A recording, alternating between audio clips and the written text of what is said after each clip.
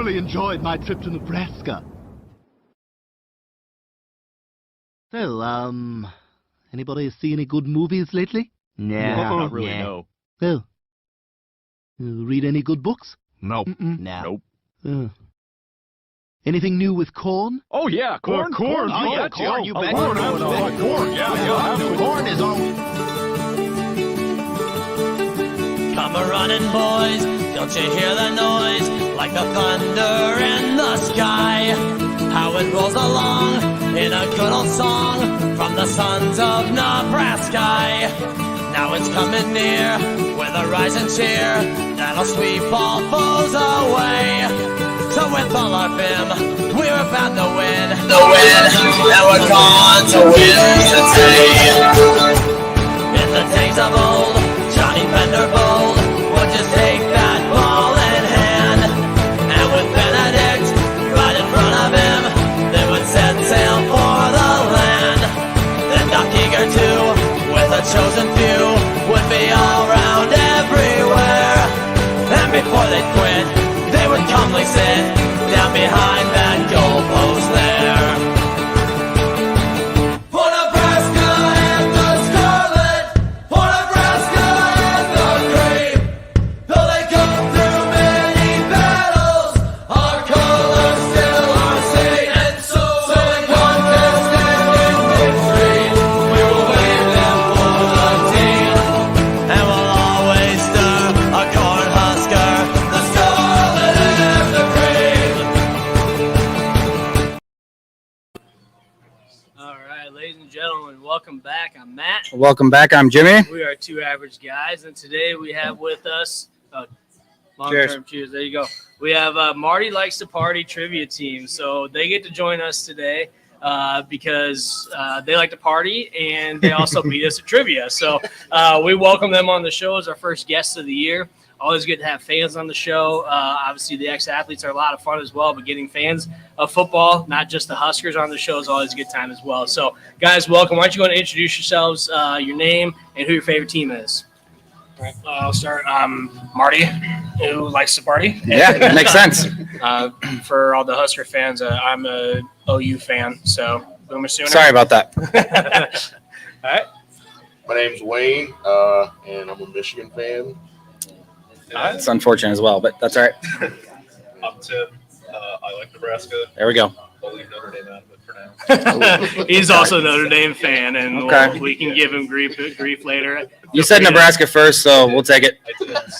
We'll allow it. So welcome on the show, guys. So, yesterday was a pretty fun day for Husker fans. And I think for Nebraska as a whole to come out and win a game we're supposed to win to start the season, is something we haven't done since 2019. Well, and not only that, but we've won games, but we haven't looked like a football team, like a consistent, decent team We haven't won for years. 47. For years. Every time we win a game like that, it feels like it's going into the third quarter tied, or we're barely up, or maybe even down. But it felt different. It felt like old times. It felt A like lot different. 10 years ago. So I'll start with the Husker fan, Tim. What was your overall impression of the game? How'd you feel? It felt like what should happen is what actually happened. And to piggyback on the points you both just made, like, that hasn't happened in a long time. But like, everything felt like nothing felt rushed. Everything felt like it was like on schedule and on time. Yeah. And we haven't seen that in a while. And to your point, when we got stuck on 2nd and 30 on our first drive, I don't know when the last time that happened to us, where we then went 2 completions, first down, and then still scored. It's a really good point. Yeah. Like, I thought the same thing. I was like, oh, we're moving us back. Here we kind of see what Dylan's made of. See if he can get us out of this. Because in years past, 2nd and 30, we were not a chance. Oh, yeah. Not when we're running the ball the whole game. Well, we would run it twice and just accept that, hey, we're not going to get a first down. Or we'd throw a deep ball and it would either be intercepted, or it would just kind of be a throwaway. Or take a sack, or scramble, throw it away. Yeah. So, Wayne, what about you? What are some takeaways you liked out of the game? I would say, Even as a Michigan game. so like, it's funny because I've grown to I like Nebraska football since I've lived here. and it was probably the most complete game I've ever seen since I've lived here. Like all phases of the ball. Offense looked great. Freshman quarterback looked like that, making very good throws down the field, completing passes. The run game was there. The defense was good. It was one of those things where I'm also a Lions fan, so It was like I'm used to the stupid penalties. Maybe not as of late, but it was like there were no like shooting yourself in the foot moments in the game, which I was like, well stated. They made this may be a good season just because there was not out of the gate. You have some hiccups and things like that because a lot of teams are fumbled snaps and things like that yesterday, but yeah, you didn't see that in the Nebraska game, so that was super refreshing to see just as an as an onlooker on the game. Yeah, I mean, disciplined football, and that's what you can ask for. Protective football, play disciplined football, win the turnover battle, no stupid mistakes, and I think Nebraska accomplished all those things yesterday, which they haven't done, even in a first game, second game, third game. It's like it takes us 6 games to get our wheels turning. And that didn't happen yesterday. So that was very good points. Well, and I know it's a bit of a lesser opponent, but teams like that seem to come into Nebraska and win or push us around a little bit. And, that first quarter felt like that for a minute. We had 4th down. We don't throw to the, don't even throw beyond the sticks. So we're short. 1 lapse in defense, 63 yards. That was, they only had 200 yards. 3 plays, 63 yards. Yep. Touchdown. That's really the only lapse we really had all game. That for a second kind of felt like it had in the past, but we turned it around real quick after that. 100%. Marty, what about you? Any takeaways? So I've been to a lot of Husker games, being an Oklahoma fan. Oh, yeah. My wife is a diehard, anxiety-ridden Husker fan. Another Every feeling. time She should have been here. Bring her on. She wanted to. She felt kind of under the weather a bit. Okay. But every time that it was just the line was holding the defense, that was the biggest takeaway I saw. That's the only thing I was looking at for the offense was the offensive line. Mm-hmm. They did their job correctly. Right. I saw it. Go ahead. Doesn't happen as much as from being at the games, watching the games. The pocket was open. The timing for Raiola to actually make a complete pass was, I think, outstanding.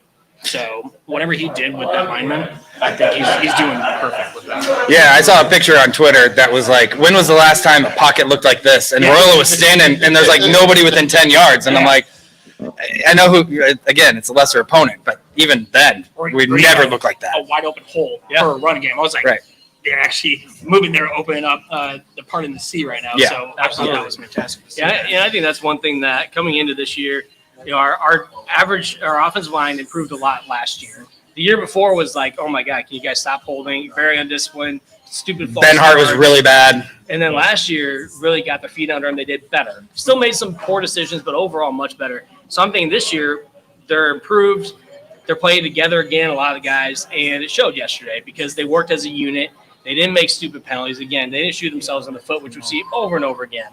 And I think that just allows your offense to stay in a groove to where, hey, we just gained 25 yards on this great pass. Oh, we have a holding or a legal man downfield. Boom, now we got to come all the way. That just deflates your offense. We didn't have any deflating plays yesterday. That just killed us. We had 3 penalties, 35 yards. Well, and there were times when Dylan threw it away. He threw it away. You're supposed to throw the ball away. You're supposed to throw the ball away. When you don't have a guy open? Yeah, we didn't. He took a sack, but it wasn't. In the past, you've seen guys hold on to the ball a little bit too long, either throw it away or keep it, and it was better to see that yesterday for sure. Absolutely. So let's talk about Raiola. So true freshman coming into the game, first time stepping on the field. He's got his uncle on the sideline for our offensive line coach, which before we go into Dylan, let's talk about Donovan, what he's done. So he came in from the Bears. The Bears were awful. Their offensive line was garbage. Everyone's like, Donovan? I wasn't sure about that hire either. That was a horrible hire. After the first year, people were like, he needs to go. Even after last year, some people thought he was going to go too. And I'm like, he's coming into his 3rd year now. His nephew's committed. He's got another nephew, Dylan's brother, who's like 15, and they're already looking at him. Apparently he's better than Dylan. He's a lefty. He can sling it too. So I'm really curious to see what happens there. But Donovan's done an amazing job with that offensive line, working out as a cohesive unit. So I'm excited about what we've seen there. But if we look at our highlights for Raiola, he was 19 to 27, 238 passing yards and 2 TDs. Again, no turnovers, no fumbles. Look at last year. What happened to our very first game against Minnesota last year? Who was our quarterback? Jeff Sims. What did he do? Butterfingers. Getting on the ball. Threw an interception in the end zone in the first half instead of getting points. I can't remember how many fumbles he had, but I know he had a couple interceptions. We had 5 turnovers in that first game last year. Yeah, I think 3 of them were fumbles and 2. I think he might have had 2 fumbles and 2 or 3 interceptions. Yeah. And we lost the game by 3. So ball protection was much better. And again, he didn't do anything stupid. He didn't. As a freshman, you expect some hiccups. Yeah. I wouldn't really say there was any hiccups. He threw some tight coverage balls, but nothing that was like, oh man, like why did he do that? Yeah. There was a lot of that I saw. A lot of maybe, what was it, 3 men covered? Yeah. At least twice maybe. Or was it Nair that he was covered just a little bit, but he was able to break I know out? what you're talking about. He tried to fit one into the tight window. Yeah. Very tight. And I mean, if you're good enough to feel like you can do it, sure. But also, like, that's the kind of thing that we try and do. And that is, it's either an interception because we just threw it to someone else. Yeah. Right. Or it just bounces off of somebody's shoulder pads, helmet, whatever, and it ends up being a turnover. Yeah, I think. Where, for that, I'm like, he's accurate enough to be able to, if it isn't a completion, like he still got it into the window where it got knocked down and it didn't just kill us. Yeah, Well, and he there did was throw one- another one where it actually went through the guy's hands, like right. at his head. I'm like, man, like he probably should have caught that, but it wasn't like triple coverage. No. It was a perfect pass. He threw it Well, and he had one that was, I think, maybe double coverage, and I think it might have been Nair, like kind of turned and caught it. And so, I mean, sometimes that's going to have to be maybe he threw it there, into double coverage, but he threw it where he could get it into a tight window. Yep. The nice thing about freshmen is you learn that in film. You go to the film room after the game next day. Today they're watching film and they're like, all right, now what's wrong with this? He should be able to point out, well, I didn't see this guy, or that's why I threw it there, or I thought this is the right I missed Banks up the middle for a touchdown at one point. If I was him going through film today, I would say, hey, Nair, I know you caught 2 touchdowns, or a touchdown. Yeah. Had quite a few yards, but he should have caught a touchdown on that first drive. That went through his hands. I mean, he is a deep ball. He had to dive for it, but it went through his hands. Could you imagine if that would have been he still scored a touchdown, but we had a rushing touchdown. Yeah. That would have been Dylan's first touchdown pass on the first drive, long ball. 100%. That place would have blown up, which obviously it did when he threw the long ball, on the next one or whatever. But Yeah, I think I thought as a freshman he was very poised. Yes. He didn't look nervous. I'm sure his heart was pounding like crazy, but he looked like a quarterback coming in there ready to compete. Very confident. Yeah. Got a lot of those were confidence. very confident throws. So Yeah, very. he had a Mahomes like Even little sidearm, and that was like 3rd and 11, and it went for like 13 to 15 yards, something like that. That was crazy. Now, if you get a chance to watch that replay of that throw from behind him, the fact that he hit the receiver in stride, that I said that was Mahomes type throw only because he threw a sidearm, but like that's an experienced quarterback throw. Yeah. That's not something very many guys are going to make, even that are experienced, to make that on the dot like he did. So that was impressive. Right. If you see it On the but third from one. behind on like kind of slow mo, it's like, oh wow, he hit him in stride, whatever. It's pretty crazy. Yeah. I'm very excited about this. Talking about an experienced quarterback type of play, the long run that Emma Johnson had from right about at the 50, where when we came out, whatever he saw, he checked into something else, and then he 100%. made another adjustment, and then checked back into whatever else he had done already, and then that was, it takes like 20 seconds of him just like making calls out of the line of scrimmage, and it was quiet enough that like you could hear him saying things the whole time. Yeah. But then it results in like we go left and we break the long run to get down inside the 5. 100%. That's not the kind of thing you expect to see like out of a true freshman, but to like have the confidence and like be relaxed to be able to just like, no, this is what I'm seeing and this is what we're gonna do. And it speaks volumes to like his poise and everything. I like that, and kind of going off of that, you didn't see a lot of first down, second down, hand the ball off for a yard, hand the ball off for 2 yards, and now you're looking at 3rd and 7. How many times have we talked about over the years, Matt? Like, All the time. we hand the ball off, and then maybe we hand the ball off and we get a first down, and then we hand the ball off and run the exact same play again for no yard, no gain or 1 yard, and it's like I didn't really see much of that yesterday. Our play calling was good. Our play calling, we switched up enough. But I think that also goes into your confidence in your team and where they're at to be able to, okay, we can open up the playbook, we can try some different things and have confidence that they're going to execute it, is something that it's night and day from last season. I'll just say that it's refreshing. Well, and we've been more one-dimensional. Yes. And so we could do pretty much, when we ran the ball, we looked good. When we threw the ball, we looked good because we had a balanced enough attack. So where we had a handful of different running backs you can bring in there, and handful of different receivers. We're not locked into one guy in the backfield, one guy, targeting on one guy and we're receiving. So it's nice. I'm excited. Very nice. It was then you look at, and I look at the last 2 years. Again, we lost to Minnesota last year. Again, tons of turnovers last year. We lost Northwestern and Ireland the year before. Both games, we had the lead. We should have won the game. We didn't. And I compared those two teams, Northwestern, Minnesota, to a UTEP because those teams are not good. Well, and we should have beat them like we beat UTEP. Even Illinois the year before, because maybe 2 years before, but we were winning that game, and Martinez had a fumble that they took back for a touchdown, and it changed the complete narrative of the game from that point on. Absolutely. So we didn't have that, and then we see Harburg come in at the end of the third quarter, 4 minutes left or so. I mean, he was 5 for 5. Yep. He didn't have any incompletion, and he was slinging it. Yes, he looked a lot better. He looked significantly more polished, like as a passer. Yeah, definitely more confident. Absolutely. Yeah, which I heard a lot in the offseason about how he was a better passer. They feel confident bringing him in as the number 2, and I'm like, if that's the case, we have 2 guys that can come in and sling it. Like that's a good team to have. And now he's got better receivers too. Then even though he had a couple last year, but now he's got 4 or 5 you can go to. Yeah. So that's always a good thing. So I was happy about our QB play. You look at our running backs. You mentioned Emmett Johnson. He had over 70 yards on the ground. Dowdle had 53 and a TD, and then we had Ramir Johnson with 50 yards and 2 TDs from Irvin Johnson. Over 200 plus yards on the ground. So very balanced attack in the run game. What do you guys like about the run game?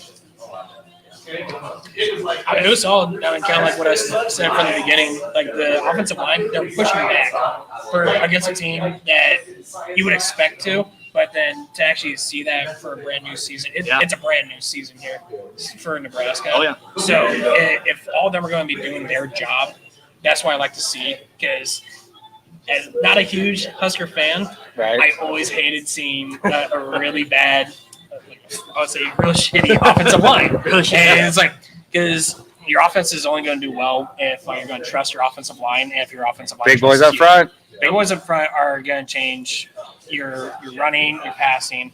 I think their run style was significantly better just at the start of the season. So it just looked a lot more like it's like what you want it to look like. And every year we're like, okay, drinking the Kool-Aid. I think this is what it's going to be. And then it just hasn't been that. And it was finally. So. Well, I mean, really nice even with the incompleted deep ball, it's like, okay, then you end up scoring on the run. It's like it's historically it's the bread and butter, and so it's like it's good that you can always go to the run game when you need to, and it's effective and it's going to get you yards more than one or 2 yards. And yeah, I mean, ball security is important in the run game. Didn't have any problems there. We had a fumble down inside the 5. Which it was helmet on ball, so it stinks. But he had one arm on it, so you're diving. I'm sure they teach you to put 2 arms on it, but he didn't do that. Well, but it's kind of a bummer, right? Because Dowdle was having a great. He was having a great game, and Rule stuck to his guns, and he didn't play another. He didn't play another snap. And I was like, I'm really curious to see if he's going to stick to his guns on that, and he did. And I mean, the guys behind him were picking it up, but he looked good. But guess what? Dowdle's going to be out there next game. He will. He'll play, and you should. You punish him for the rest of the game. You learn from it, and you go on. Especially when you have that depth. Yes. Dowdle was running hard. He was running hard downhill. Yeah. And I mean, he was already at 50-something yards, and that was relatively early still. Oh yeah. When he fumbled. Oh yeah. So it's refreshing to see that if these are the rules for ball security, we're sticking to it. Yep. But we can also do that because everybody's healthy. And everybody stayed healthy through the first game. That's a good point. Good for Gabe Irvin. Yes. Oh my God. He keeps getting hurt in the first game, and that's killed us the last couple of years. Because he has been the guy who's going to be our big back between the tackles. Because Emmett and Ramir Johnson both they don't have the same physical makeup as him. No, they're faster than him and everything. But it's kind of like when we had Wandale Robinson. And we would line him up as an I-back inside the 5. Yep. He's he was so small. It's hard to just run right at somebody with smaller guys. But so if Dowdle, if he and Gabe Irvin have good seasons, we have so much variety. Oh, like, 100%. from the backfield, and then we can actually like really do what we want there. You know, and that's a good point too. And there was something else I was think just came to me. You know, when we got like inside the 10, I know he did have the fumble that was at like the 3, which we got the safety off of, which is something that we haven't seen for a long time either. But you know, I said before I think Irvin's one of his touchdowns, I said right here we hand the ball off, we run it right down their throat for a touchdown at the 5-yard line or whatever. Handed the ball off, went boom right into the end zone, and I was like, that's what we've been missing. Yeah, like we get inside the 10 and we get stonewalled because we haven't been able to get a push or you know whatever. And so that was another thing that was refreshing to see. Absolutely. Yeah, and I think he only had like 4 carries for 8 yards, 2 TDs. So, like, it wasn't a high production for him, but again, coming off another injury last year, season ending, it's like get him slowly acclimated. You have Ramir Johnson and Emmett that can carry the load. Those 2 guys, I'm really interested to see how he used them out of the backfield catching passes too. Yeah. Because both Emmett and Ramir have the speed to get open in the field. You get a tight end in front of them or pulling tackle or pulling guard. Heck, those guys can go a long ways on like a screen or something like that. I'm excited to see what kind of wheel routes we do, and that would be fun to watch. Because that's what we did with Ramir Johnson in the Michigan game 2 seasons ago. Yep. We were there. So he and I were there too. Well, before we go on, was that like one of the best games you've ever seen live? Oh, it was fantastic. That was one of the most exciting games, even though Nebraska lost. That game was so exciting to watch. Just it was fun. Again, that was the year in Nebraska. It's like it didn't matter who you're playing. We're not losing by more than a touchdown. And so we knew that. I think we lost by 9. I think it was a final 3. Was it 3? No, okay. we were down by 3 and we had the ball and we had a turnover at the end. But like that game was exciting. That was one of the most exciting games I've seen in person. Even though we lost, and I'm like Michigan's like a top contender, and not only the Big Ten, they beat Ohio State. They're going to beat Ohio State again. And look at us just go up against them. Like, why can't we do this and win games? And now if we can turn the corner and win those close games and not worry about, oh, man, we got the ball, chance to win. With 2 minutes left, we're probably going to have a turnover. Like, your mind, hopefully our mind is going to shift like, oh, we have a chance to win, not we're going to turn it over. Yeah. Got to flip that culture. Yep. Yeah. Big difference. Like that game was the epitome of like how we can best use Ramir Johnson. Yes, because he caught like the long touchdown pass and the wheel route in that game. But then also like he is dynamic running the ball. Like he can get into space, and do something with it. It's like it is exciting. Like if he can stay healthy, like he can be a real weapon. Oh yeah, and you look at our receiving game. You know, after a run game, look at our receiving game. Isaiah Nair and Jamal Banks are going to be studs. Those 2 guys are going to be good. I mean, great catch in the end zone. By Banks. I mean, that was a fantastic catch. Holy cow. Nair, I mean, he stays up after he catches that ball. He almost trips. Able to keep going. That runs out of 15 yards for a TD. He was better than advertised. He was better than I thought he'd be. And what's funny, well, he's the one who came from Texas. I know, but he's better than I thought he'd be. Texas. But what's funny is we didn't see Malachi Coleman. He's still cleaned up a little bit. We did not see Boyd. Did he make it? Did he? No, he played, but I just don't know if he didn't make an impact. Yeah, he didn't make an impact. So, like, but we still have other guys. Isaiah Castaneda on the team is coming back after season-ending injury. Those guys. He had good punt returns. He did, and we'll talk about special teams next. Ja'Cory Barney guy. Yes, he was great. So we got to see guys. I saw 108 guys play in the game yesterday. Bonner had some catches. 108. That's what I was gonna say. I saw that too. Absolutely insane. So to see our receiving core, be able to produce with a freshman quarterback, they're already gelling a little bit. That was exciting. A little unimpressed with our tight ends as far as the play calling. Yeah. A couple of like kind of swing passes to Fedoni that didn't. And he didn't really gain any yards. Steps right outside. Exactly. So it's just like you win some, you lose some on that. And tight ends with a quarterback. I don't know if Raiola is trying to be like the next Patrick Mahomes in college football. And trying to find his Kelsey. At least Kelsey gets downfield. At least he gets open and he'll get downfield. But they'll fix that in the long run for next game. And one of my thoughts was, are we not doing much for the tight ends yet? Because we want to do more when it comes to Colorado next week and Big Ten play. Because we know what Fedoni is, never a side-to-side guy. He's always gone downfield with them. So I thought that was interesting. Borger wasn't really involved much. We got to see Carter Nelson, which is pretty cool too to get him in. He got a couple catches. So. But I think our tight ends, again, we talked about at the beginning of the year, tight ends, I think we need to utilize our 2 tight end set in the block game and also in the, bump and run type passes that we can. 5-6 yards downfield, nothing crazy. So it's like based off what we saw from Carter Nelson yesterday, like you would think what they did with Fedoni, like just little screen passes out to the side, like we would basically do the opposite where it's like throw that to Carter Nelson. Exactly. He looks just more dynamic in space. Fedoni's a much bigger body. I'm not surprised Carl Nelson's a wide receiver. Yeah, they did switch him to wide receiver, and he. My guess is he'll probably put some weight on him, and maybe he'll be a tight end in a year or two, whatever. Yeah. But I'm with you. He did. He seemed like a little bit more shifty. Yep. Not as big of a body, but honestly, exciting to watch him. Yeah, it was interesting to see them do lots of side to side, like you were saying with Fedoni, because we haven't done that with him before. No, but he's like so sure as a vertical threat. Yeah. So yeah, it's like our wide receivers weren't doing a great job blocking on the outside too. Because a couple of those plays, we probably could have gotten downfield a few yards, especially the 4th or 3rd and 2, whatever, when we ended up going 3 and out. But I feel like I'm interested to see how we utilize the tight ends moving forward. Watching the film and saying, okay, did we mean to do that and hope for something good, or are we just not wanting to show what our tight ends can do yet? I don't know. Kind of interesting. Did somebody miss an assignment or something?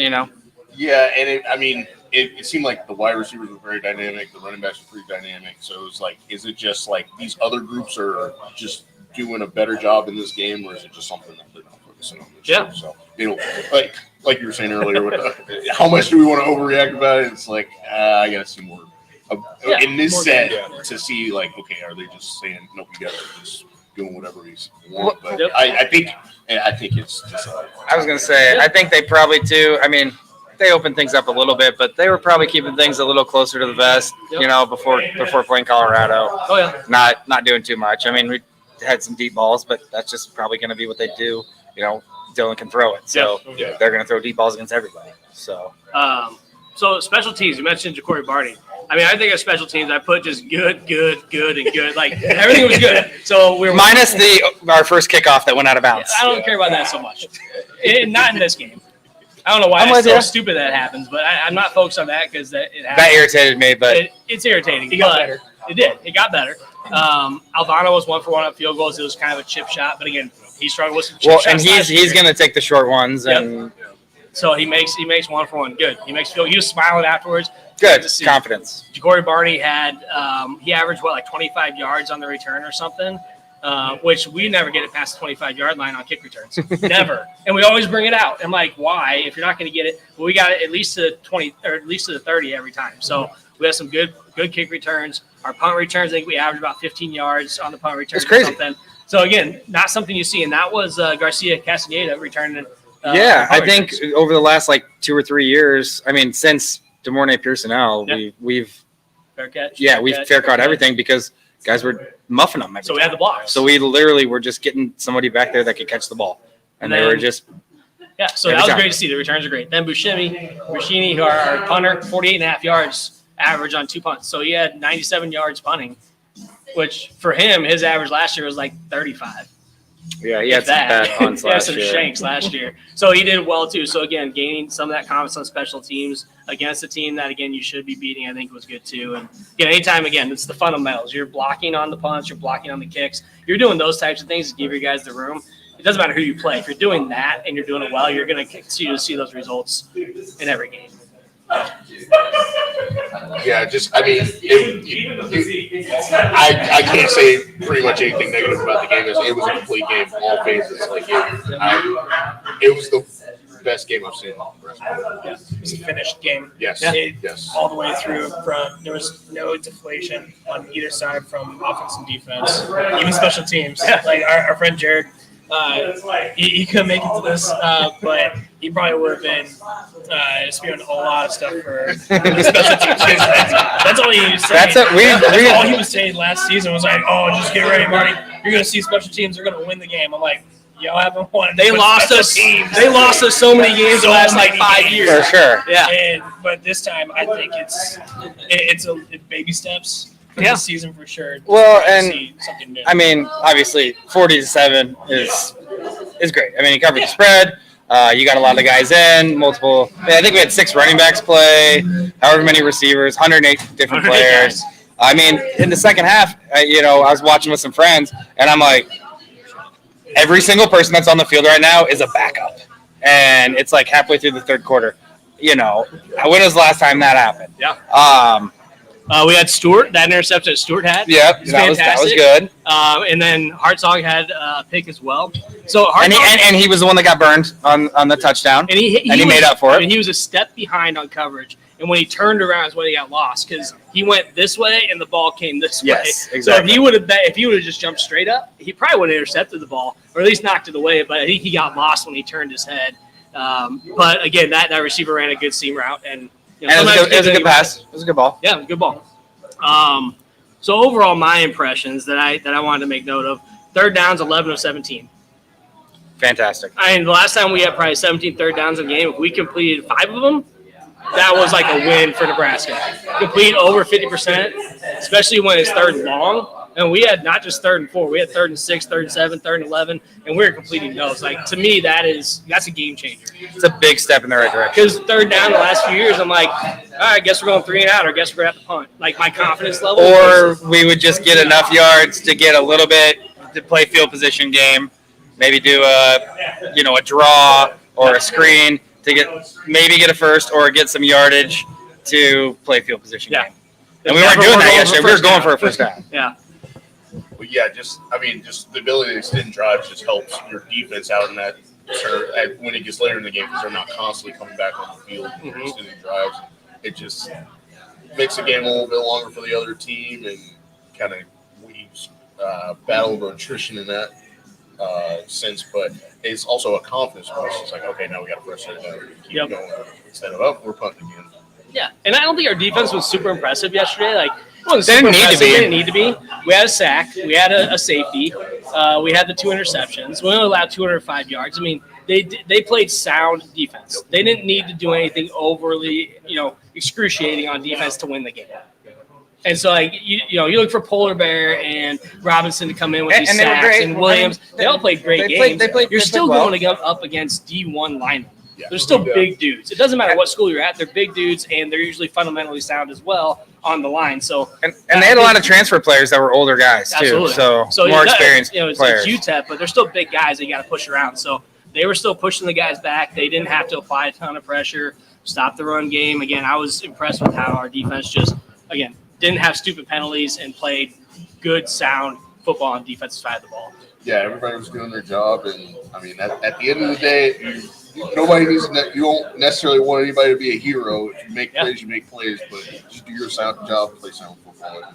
Someone's like, did Tommy Hill even play? I'm like, well, yeah, they're not throwing to Tommy Hill. No, they didn't even not throw in his direction at all. Like, that's kind of funny. I guess I didn't really think about that. I was thinking about midway. I'm like, is Tommy playing? I'm like, he's got to be out there. But Hartzog played a good game again. He's probably one of our guys that's going to get beat more than anybody on defense, if I had to put a guy out there. But I do see he's improved a lot, and he had a good year last year. But he is one of those guys who gets out of coverage sometimes, and he gets a little aggressive. So I'm curious to see next week against Colorado who they pair him up against. We know Hill's going to be on.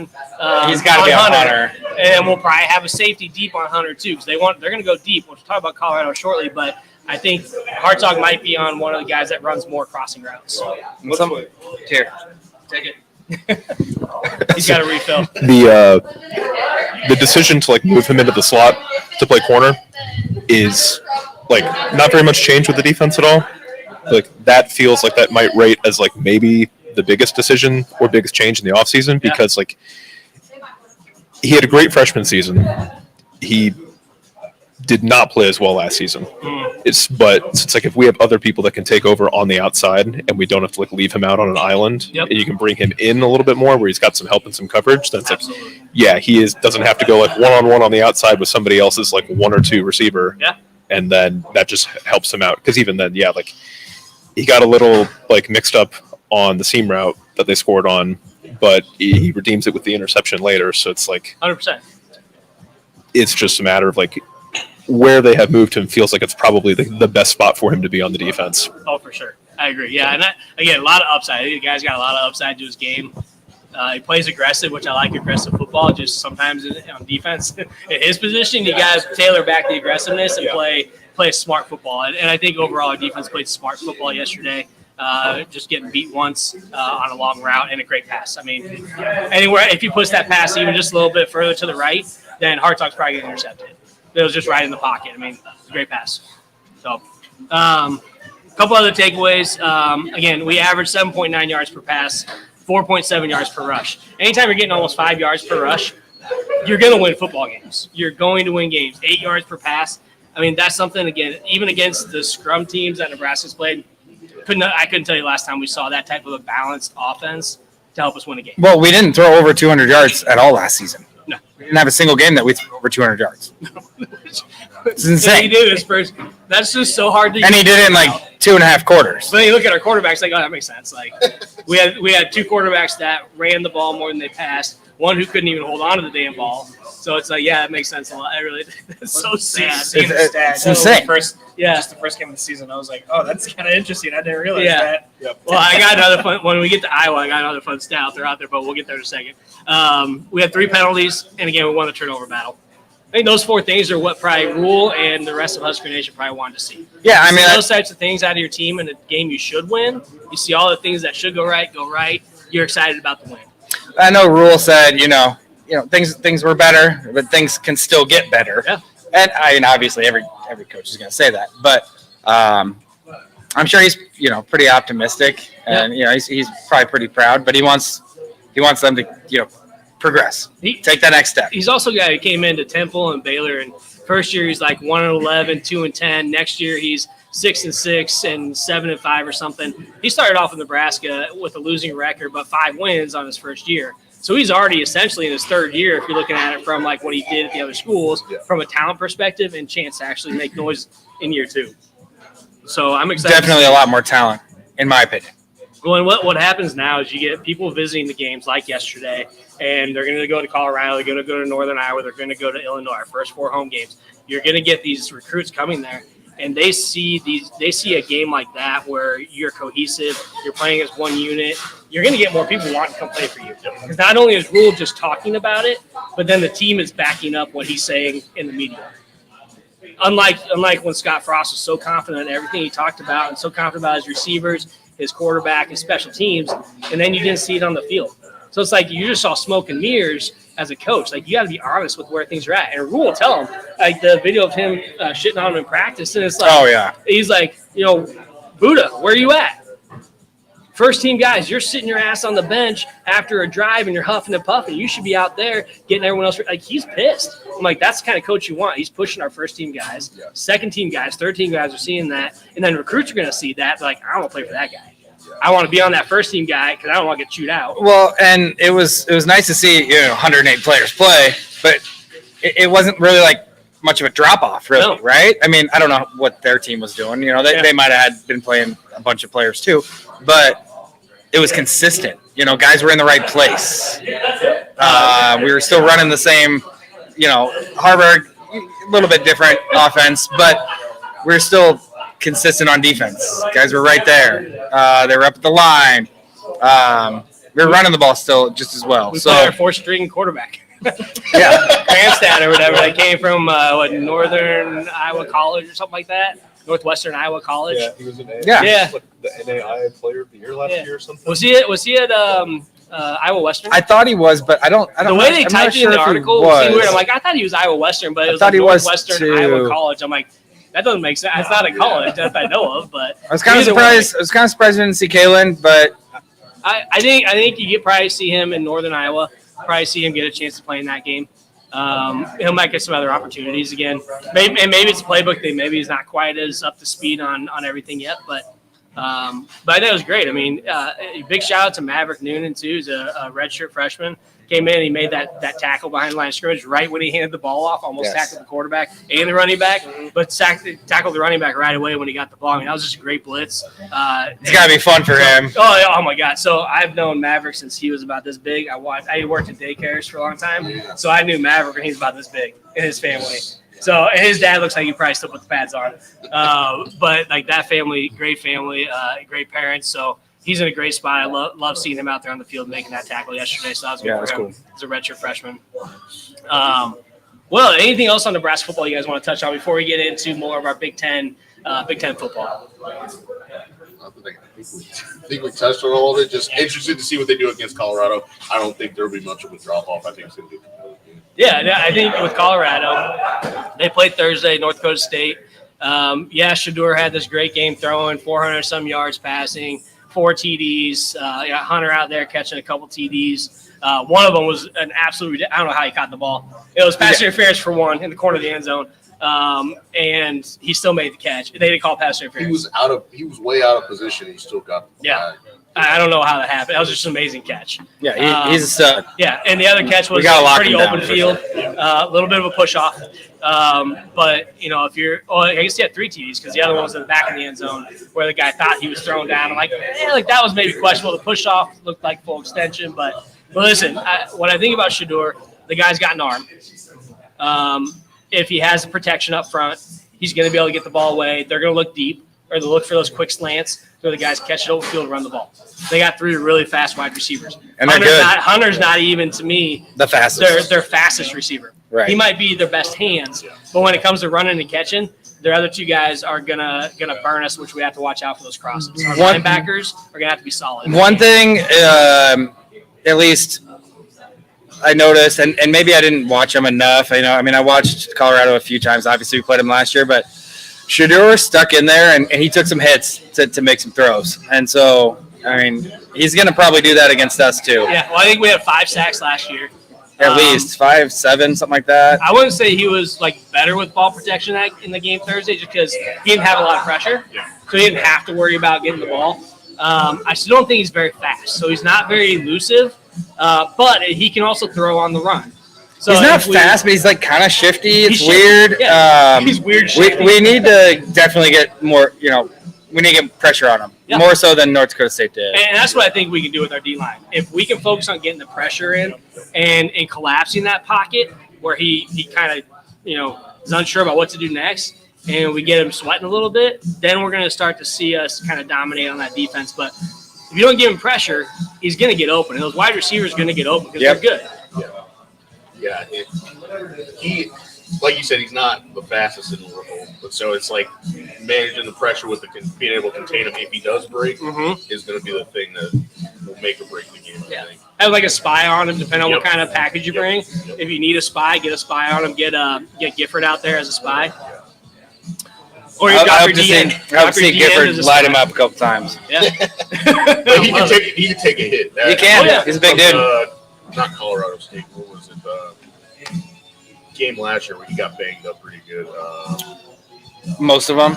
Utah. Most of them. It was another Colorado. It might have been Colorado State. It's probably Colorado State. Yeah. They went to overtime with Colorado State. He got beat up in that game. But he was still making throws. So good on him for that. But that won't make your career very long if you're sitting in the pocket. Just smoked. Yeah. And here's the thing: he's Deion's son. He's got the attitude. He is his dad. Yeah. In a nutshell. It's funny. I think Shiloh probably has a better NFL future than Shedeur. He's got a bit more of a chip on his shoulder. He kind of plays dirty a little bit. He's nasty, but you look at nasty might be a better word. Yeah, but he hits hard. He hits with a lot of authority. He learns to play a little cleaner. And NFL's going to love him. But I think he might be a better athlete than Shedeur. But Shedeur gets all the attention because he's going to be a first rounder. And that's all his dad talks about. His dad only talks about him and Hunter. So now what's going to happen? So Shedeur leaves after this year. He's a senior. Yes. He's gone. Hunter's probably gone too. Yeah. What happens to Deion? Is Shiloh a junior? No, he's a senior. He's a senior too? Oh, dang. Yeah, I don't know. So does he stay? Does Deion go to whichever NFL team is going to draft him Don't or talk what? about the Cowboys. Don't talk about the Cowboys. Yes. There's been a lot of talk about him and Jerry Jones. I'm a Cowboys fan. I'm like, man, if they Yeah, but McCarthy sucks. Yeah, he you could does get Deion. Maybe he'd be better in the pros. Maybe he'd be more tolerable. Man, but Probably not to be worse. That was kind of funny. It'd be worse. They don't have a run game still. Colorado does not have a run game. Their rush defense is still awful. So that's why I think this game could be a really good game. Hopefully we come out on top because we're going to be able to slice and dice their defense better than they're going to be able to slice and dice ours. I think so too. They live and die by the long ball. Yep. And they're going to throw some long balls, will. and they'll have some success with that. We got some stellar safeties, so we got to play safety over the top, make sure we're playing a smart defense. And, again, watch their film from North Dakota State. They're going to bring the same game. They don't have another game. That is their game. And the thing that would give me confidence about next week is similar to how North Dakota State played. We had the ball for 38 and a half minutes yesterday. Yeah. And Colorado, they do not run. They do not care about running the football. They only throw. So if we can just control, we can hold the ball and control the pacing of the game. Yep. North Dakota State, exactly, because North Dakota State did that for a majority of the game. Yeah. And it kind of got away from them late, and then they had to start throwing and get away from it. Yeah. But I mean, they still got pressure. Shedeur Sanders has unreal awareness in the pocket. Yeah. But we have like North Dakota State they're good. I don't think it's a stretch by any means to say that we have much better athletes than them up front. I would agree. I would assume that like the pressure they got, we're going to be able to turn some of that like into sacks and things like that. But if we can control the ball and hold on to it, then I feel like that would be like a good foil to like how often they're going to want to just like look deep and just let it rip. Totally. Yeah. Well, Totally North Dakota State has athletes on their line. They're not as big and as huff and puff as like Polar Bear. They're tough. They're hardworking guys. You know that's. Yeah. And that goes a long way. I mean, it can. It did. They're just not going to get. They're just not going to get past guys that are bigger than them. Just that a step over the top with a little bit better athletes. So I do agree. I think we can get more pressure. That's going to give us a tilt on defense, plus maintaining possession of the ball. We run the ball, control the possession, control the clock. That's going to help us and take us a long way in that game. And again, I think early we opened up a 7-point favorite after Colorado barely won. I could see it probably staying around the same, at most going to a 10, but if we're favored by more than 10, I'd be shocked. I think 6-7 is probably where that line's going to probably end, and I think that's probably fair. Yeah. I mean, we really gave it away in the second half last year. It wasn't even the first half. We gave them the ball in the first half in our side of the field 3 times in that second quarter, and they only got, I think, 10 points out of it. I mean, we were still within the score, so if Dylan can stay poised, kind of a bigger game at home at night, it's going to be a lot around the game. If he can keep focused and not get in his head, I think we win the game. I do. I agree. I think it's all about Raiola is going to be a big factor, but I think our defensive pressure and our offensive line, I think, is much better than their defensive line. Their defensive line was not impressive against North Dakota State. They did better in the second half, but even then, like it's North Dakota State. They're not going to shove it down your throat like we tried to do. So how do we spread them out so we open up those holes, give protection to Dylan, get the ball downfield? So I think we win that game. I think we win. I mean, you're going senior against a freshman quarterback. Under the lights, it's going to be fun. Yeah. I'm excited. I'm really excited. Really. I haven't been this excited for a game in a while. If someone offers me tickets, I'm going. I don't care. I'm going. I can't wait. I can't do that, but I'm going okay. Yeah, nice. I'm jealous. They have she has a tailgate for her company. Oh, so nice. We'll be there at that game. Very nice. That'll be fun.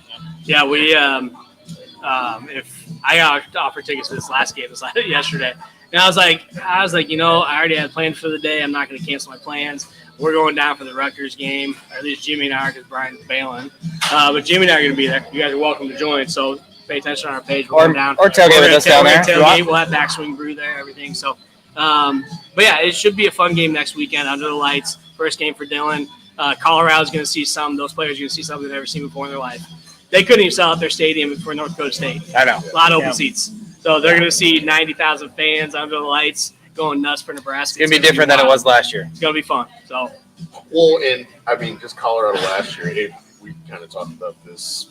Just looking at Colorado last year, it was just like a lot of hype around the team. Yep. Just like it didn't play out on the field. So I think the atmosphere is going to be totally different, and Nebraska fans show up. So especially with how Nebraska played this first week, and so people are excited every year, but now they're even more excited. Yeah.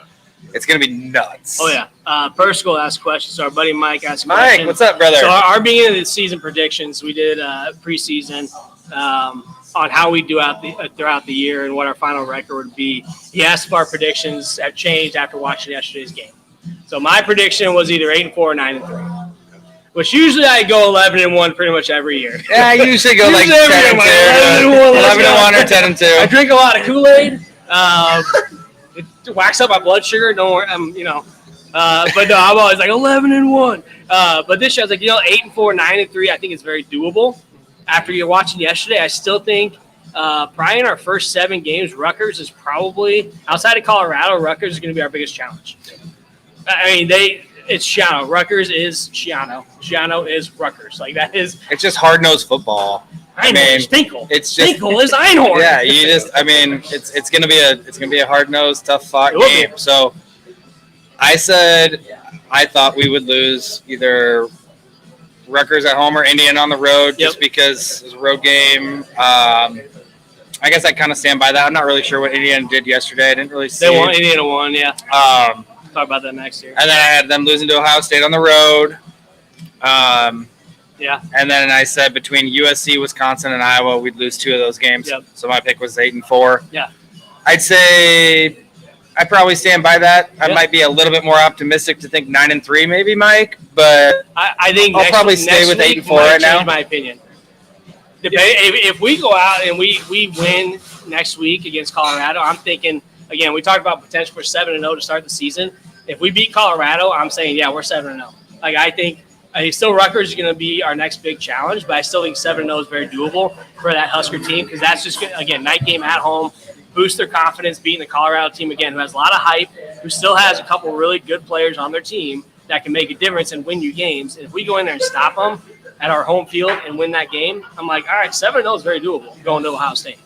It'd be pretty insane. And it'd be It'd awesome. be amazing. It would be Even if we're 6-1, that'd be amazing. Losing to Rutgers. Ohio State. It would be a confidence booster for the team, but Ohio State's still Ohio State. Yeah. They might play them more competitive, but it might be a better game. But Ohio State's. Ohio State's a $20 million bot team. Yes. Right? Yeah. They're not a built team like the article will let you believe. They're a bot. We all know A that. $20 million built team? But a $20 million bot team. But that's how it is now in college football. You're buying your teams. And I thought it was kind of funny. Saban yesterday on game day, I saw the quote. He said, if you're paying your guys, you better be paying the right guys. If you pay the wrong guys, you're screwed. If you pay the wrong guys to come play for you and they don't show up, you're screwed. Because now the colleges they're collecting money to pay the players. The colleges have that right now. It's not just your Lambos and Ferrari dealers. It's all these other people coming in. So it'd be really interesting to see what happens. And again, that landscape of college football is changing so much. So it'd be interesting to see how, again, that money game comes in for not just your Ohio States, but now other teams that are like, hey, we were 8-4 last year. I think we could be 10-2 next year. We got to get some players. Yeah. We're going to start shelling out money. Right? Well, especially with some of the teams joining different conferences, like SMU. Yep. I mean, I think at one point they were paying, or they were giving each player like the same amount of money. Yeah. And before they were in a Power 5, every player got X number of $38,000, which I know isn't a lot, but it can be to a college student who's been poor and his family's poor or whatever. Or they each get a truck, a brand new truck. That's probably worth 80,000 or more. So now that there's more money to go around, they joined the ACC. So let's talk about the rest of the Big Ten. So it's been kind of interesting. We still have one more Big Ten game tonight. USC takes on LSU in Vegas. We'll see how much they partied the last couple nights before tonight's game. But as far as the teams that really didn't have any trouble outside of Nebraska, Rutgers didn't have any trouble. They was like 44-0. Illinois didn't have any trouble. Penn State, I thought that was going to be a much bigger game against West Virginia in Blacksburg. They hyped West Virginia's quarterback. But there was a delay. And the start of the game was kind of weird, where they kind of had missed snaps back and forth, fumbling snaps, and so they kind of had to feel it out. A little slow start. Going. Yeah, slow start for sure. Same thing with Iowa.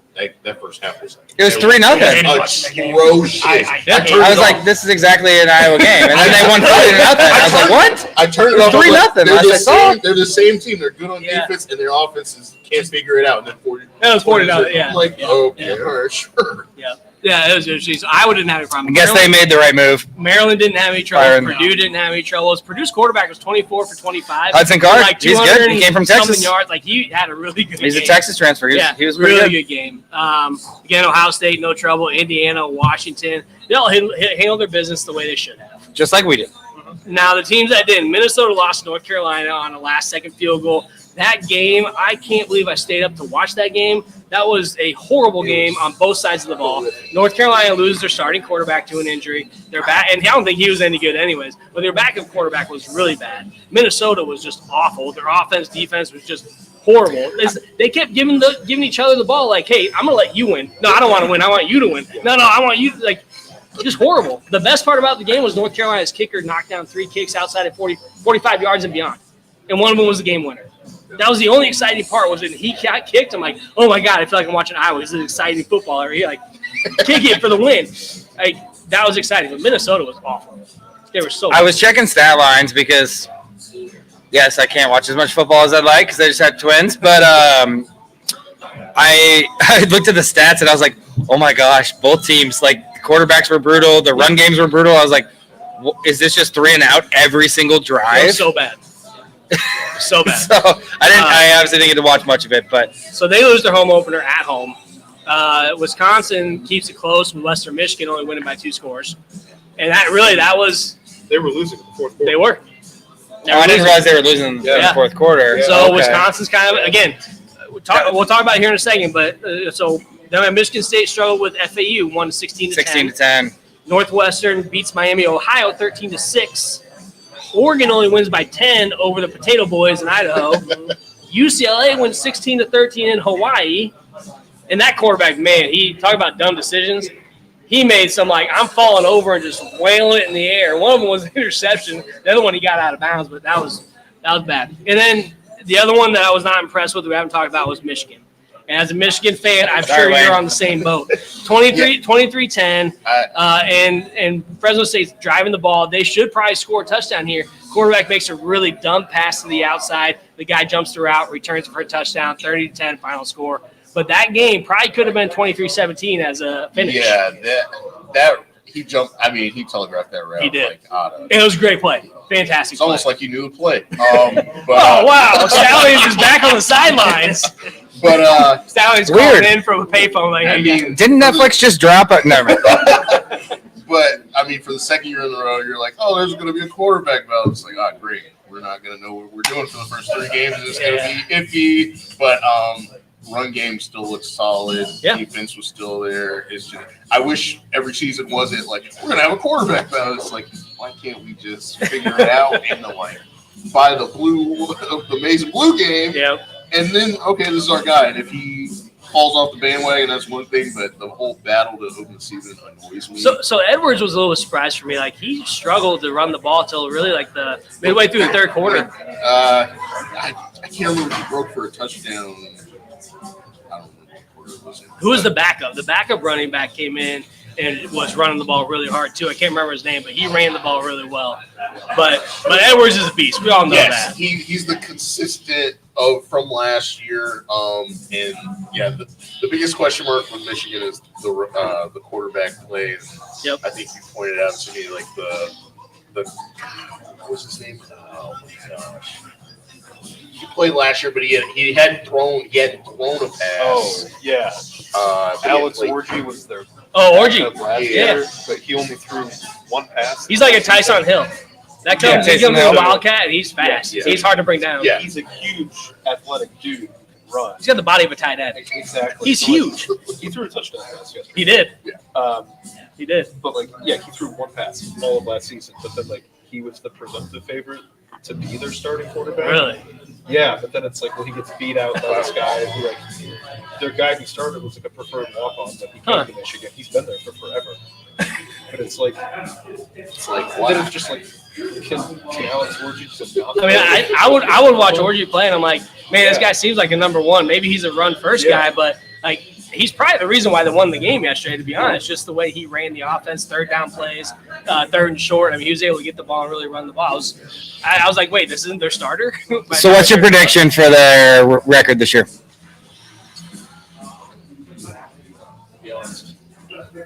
I'm not sure how they play. Obviously, I know they play Ohio State at the end of the year. Yeah, they might go 500. I think they're going to be worse than they're not going to play. Low drop off. Yeah, But they don't play. Yeah, you didn't play Penn State this year. I'll make you guys play Penn State this year. I think so. I think they play. I think they do. Yeah, I thought TJ said that. I don't remember. Anyway, but I don't. I got a question mark still, and Okay. the Texas game probably isn't going to bring me any more confidence. Is that Texas next is week. that this week? That's Yeah. Oh, okay. So Okay. we talk about all those close scores in the Big Ten. Gosh, every And week's fun. I want to roll back to our question kind of at the beginning. We talked about how much do you overreact to that game one? No matter who you're playing, whether it's FCS, FBS, like at what point is the overreaction legit? And at what point is it like I need to take a step back as a fan and realize first game jitters or just first game, we have a new quarterback, we have a new coach, whatever it might be. Like how much of a balance is that? And what do you guys think of that type of overreaction from some fans? I would say that it depends on, like, the context of every game matters in terms of, like, coaching changes, new quarterbacks, exactly. Yep. Like, who are you playing? Are you at home? Are you on the road? Is it a neutral site game? Like Oregon. You look at Dylan Gabriel. We talked about this a little before we started. Yeah. Dylan Gabriel's stat line, he completed over 40 passes for 400 whatever yards, You and would like thought they 3 won like touchdowns. 50 to 10. Yeah, you would assume that they scored 40-something points and Yeah. won easy. They won by 10 and they scored 24 points. And A is just like a weird scoreline. You're like, that doesn't feel like It doesn't make sense. that doesn't Is feel it like just how. like they've been hearing everybody talk about how Yeah, they're gonna exactly. win the Number national 3, championship and they're this going to year, beat Ohio or State. So- they're going to beat Ohio State, and they just like we're playing Idaho, just kind of Yeah. walk, Yeah. So, like, walk through. that doesn't feel like how they're gonna actually end up being this Yeah, season. But right. then, like, if you look at like Florida State and Georgia Tech, that's like good on good in the first game of the season. Yep. And Georgia Tech looked very good, and Florida State looked iffy, like at best. They look Where like it's that's who they are. Yeah, where it's like with Oregon, it'd be like, I don't really know if my opinion of them has changed at all, but like watching a different game, like Florida State, it'd be like, I feel like I can have a much more definitive opinion about what I think about Florida State now. 100%. Like I kind of like I get what you mean. Like Florida State like didn't look good. Like Oregon like had 380 passing yards. Yeah, You know that's still like okay, something was off. Yeah. We're still yeah, we're still in the same trajectory. They're not clicking We won by somewhere. 10. yeah. Where We it's weren't. like, It was a game we didn't really care. yeah, where it's So- like, if like whatever you're expecting to happen doesn't actually happen, then you can kind of look at it and be like, why didn't it? Like, are they maybe not very good? Yeah. Or did like some weird thing happen? Whereas like with Nebraska, it'd be like, my opinion of us hasn't changed really at all, because Yeah. I think the best way to talk about yesterday is like everything that you would have expected to happen is like what occurred. Yeah. So I feel good about Yeah. everything, but I'm not like, Because it's rare that it happens. it is, but I'm like, I'm not suddenly going to be like, Yeah. we're going to win 11 games. Yeah. And just like be unbeatable. It's like that's a shot at me, but I'll take it. Well played, sir. Yeah. But then you look at like Oklahoma. Oklahoma did what they needed to do, but Oklahoma's in a new conference. Yes. They're now playing the SEC, who best conference in football. Again, that's just what all the media is going to Who- tell you. It's an overpaid conference. It's a Who lot of all money. did they have this year? Most of their returners, defense, Billy Bowman Jr. And then Stutzman. Okay. That's going to be your best. And then we had a freshman linebacker who did all right. It was against Temple. Right. Last- Well, who all do you guys have on the schedule? Yeah, Like, do you have schedule. Bama? Do you have Georgia? No, I didn't see Georgia. I saw Auburn. Okay. Mizzou. Mizzou's Alabama. decent too. LSU was our last game. Okay. Okay. Tennessee. Tennessee's gonna be good, too. It's the first. That's the first regular season, like regular schedule. Oh, Conference. first conference Yeah, it's game. the first Oh, conference game. that'll be a good one. I'm pretty confident that's a win because, like, I've 'Cause watched. you're an I've watched Oklahoma okay, fan. because I'm an Oklahoma fan. I've seen Oklahoma play against SEC teams Right. countless times. These two are just like laughing. They're like, They love love it. Big Ten. They're Big Ten. I don't care about that. They're Big Ten. I don't know. Big Ten and no conference. Like we've played against Tennessee countless times before. We've beaten them many times. We've beaten Alabama before. Georgia was like the one team that was very skeptic because like they're brand new and they were just they started getting better guys. Yeah. Like and once you start And they winning, dominated Yeah, they Clemson dominate. this weekend. it's usually when a team is going to win the Natty, more people are just going to go over there and they're just going to start selling. For sure. And they're going to train those guys better. But I'm pretty confident in Venables. Okay. So what do you think your record's going to be? 8-4. Okay. In for. You think they're going to beat Texas? Oh yeah. Kidding me? It's, I mean, I would expect you to say that. I just it's horns down. Saw them off. It's always horns down. Year. We're always horns down.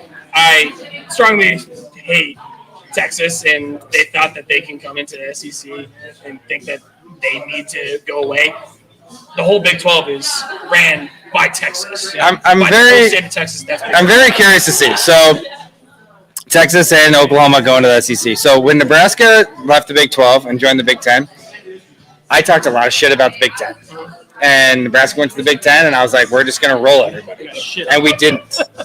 And so we're curious to see how the Oregons do, how how the Washingtons do, UCLA, and, USC as well. USC can score, but can they play defense? Can they get the big boys up front? Can you come in November to Iowa City and win? Probably not. I don't know. In my opinion, no. But I'm curious to see Oklahoma and Texas in the SEC, just to see how that plays out. I'm very curious on what to see after. I think it's going to be like Mizzou when they first entered the SEC. They were actually pretty good. Last year, best I've ever seen them Yeah, play. and Texas A&M hasn't been bad either. I'm very worried. But they came into the SEC like Nebraska did. We're going to steamroll y'all. It was bad. It just got worse and worse every year until last year. So they're trying to rebuild into a new whole conference. They're trying to do the whole new scheme. Oklahoma has to do the same thing. Well, and Texas and Oklahoma are bigger brands than Mizzou and even Texas A&M, in my opinion. But no, I'm really curious to see. So Well, and you look at talk about Notre Dame real quick. So Notre Dame join a conference. I'm just kidding. Notre Dame played Texas A&M last night, and that was a great game. But both offenses were not good. Both offenses to me were very disappointing. Edged out. It was field goal, 6-6 at one point. Watts gets a big interception. I think that's when they ended up taking the lead shortly after that. Maybe it was that second half. I can't remember. Xavier Watts, Burke kid from Omaha. Hell of a good interception. He's really good. He's an interception machine. Both defenses played outstanding, but the offenses, again, it's like, did they play outstanding or were the offenses that bad? It's hard to tell when both offenses struggle that much if it is just a defensive game. But you look at the rest of Notre Dame's schedule. I mean, they got a very favorable schedule. They're playoff bound for sure. It's kind of funny. Looking at their schedule. Yeah, it's laughable. It is not hard. The last game is who's their last game? It's at USC. At USC. And that's what they go. game. Yeah. USC won't go to Notre Dame in the cold. So and USC hasn't. And matched Stanford up well won't either. against So Notre they Dame for a alternate. while. I think Notre Dame's gonna outbeat them in that game. Yeah, because now what looks like it might be the hardest game on their schedule. They play Georgia Tech in Atlanta. Oh, dang. Okay. So that could be a good one. They have Florida State on there as well, but we'll see what Florida State ends up being. Yeah. And same thing with USC. USC could be really awesome, but they have a ton of question marks. Oh yeah.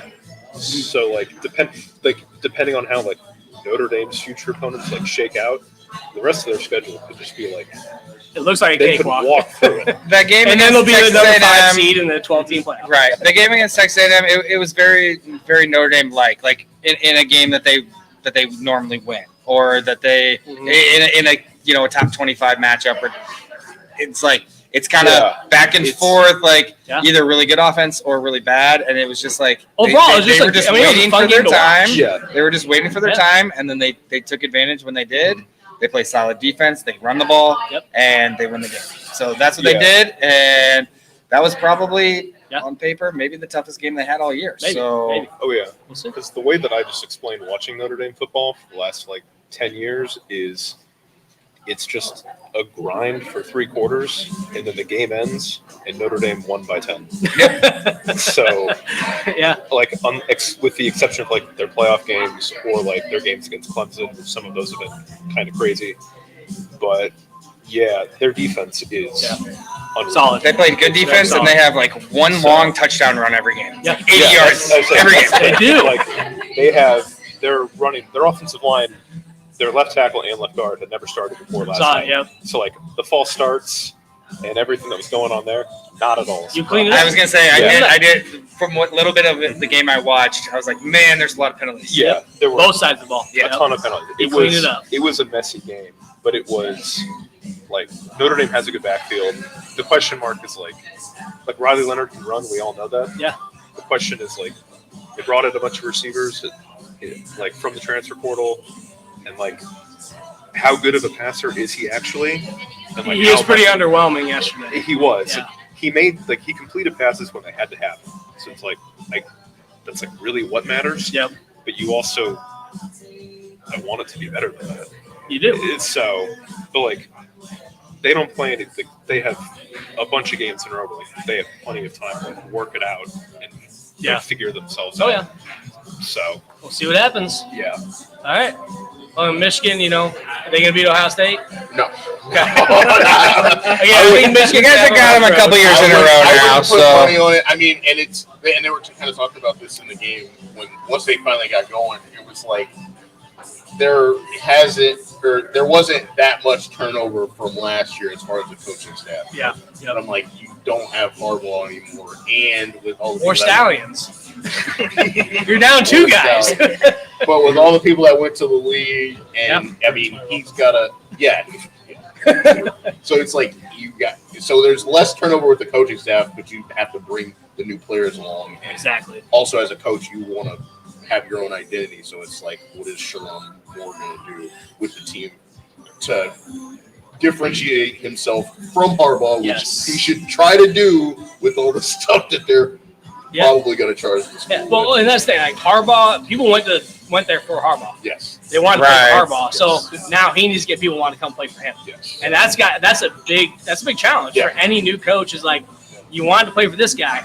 Not only you committed to him and this team, how do I keep you here? Yep. Or how do I get you to believe in what I'm saying now? Yep. That's different from the other. Well, and Michigan's a big brand, so it's easier to do that. But once you get them there, I mean, you have to keep them there. I mean, right? Like nowadays, guys want to play. It's a challenge. So if you're not playing, guys transfer. Yep. And Michigan's going to start. It's one of the things. Now you play NIL. Michigan's going to start saying, "Hey, where do we want to throw our money at? Yeah. Who do we want to throw our money at? Guys hit the transfer portal, or who can we talk to behind the scenes, which is happening. Every school's 100%. doing it. So who are we talking to get come play for us? That's not going to out us and say, like, hey, they've been talking to me like the Colorado State guys did. Like, hey, these people offered me $600,000, but I'm staying here. Honestly, I don't even think they care. Because what happens is, and what I always like to say is, you can't take away the feeling from when you won that game, right? Or when you won that championship, or when you won that Heisman Trophy. Sure, take my trophy, but you can't take it away. The feeling I had, strip me of a national championship. You can't take it away. The feeling I had when that happened, right? As a fan or as a player. Yeah. So they're still gonna do shady stuff, but every team's doing it.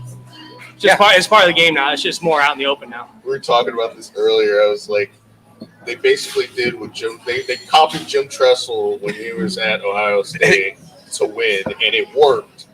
And so now it's like, but Michigan has this, we want to be upstanding. I mean, it didn't work in the modern era, and so you did something that did work, and you get the slap on the wrist, and you hoist your trophy. I mean, exactly, that's what it is. Yeah. And they're still a complete team. Yeah. I mean, they were still a really good team last year. So, well, fantastic. Well, boys, you guys anything else you want to talk about before we end the show? You said you were a Dallas fan? I'm a Cowboys fan. Unfortunately. It's unfortunate, right? How do you feel about that Lions win, the win against the Lions last year? Did he report or no? I don't even remember it, to be honest. I'm way more of a college football guy than I watch pro football all day. I watch the Cowboys, but I also know what to expect from the Cowboys. You're talking about like when they got their ass whooped in it was like 40-10 at half or something like that. That game. No. It was the game. It went into overtime because the Lions got the ball. They should have kicked the field goal to tie it. They tried to go for it. I remember the game you're talking about. Taylor Decker reported. That's right. Oh, yeah. Yes, that's right. They scored a touchdown, but they called it back. I mean, it is what it is. But I think Lions have much more of an upside than the Cowboys do right now. So that's all I got to say about that. Fair enough. Yeah, I'm a Cowboys fan. I know what I'm getting every year. So. All right, fellas. Hey, I appreciate you guys being on the show. Thanks for beating us. Thank you, guys. Thanks for having me on the show again. It's nice to have just regular fans on the show, average guys like us on the show. And I'm impressed, guys. You guys were well spoken. Yeah, it was fun. I appreciate it. It was a lot of fun to kind of bounce off you guys. Good luck to your Michigan. Good luck to your Notre Dame, and obviously the Huskers. Go Big Red as always. I'm Matt. I'm Jimmy. We're two average guys. Cheers. Y'all enjoy the rest of your day. We'll see you next week.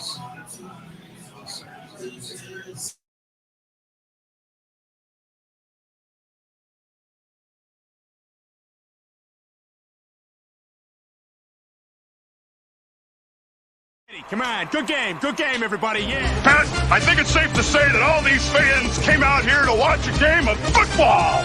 John, ring commercial. Yeah, I know. I'm just making conversation. Come on, football!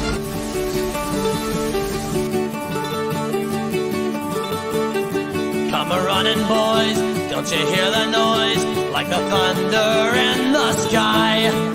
How it rolls along in a good old song from the sons of Nebraska. Now it's coming near with a rising cheer that'll sweep all foes away. So with all our vim, we're about to win, and we're going to win today. In the days of old, Johnny Vanderbilt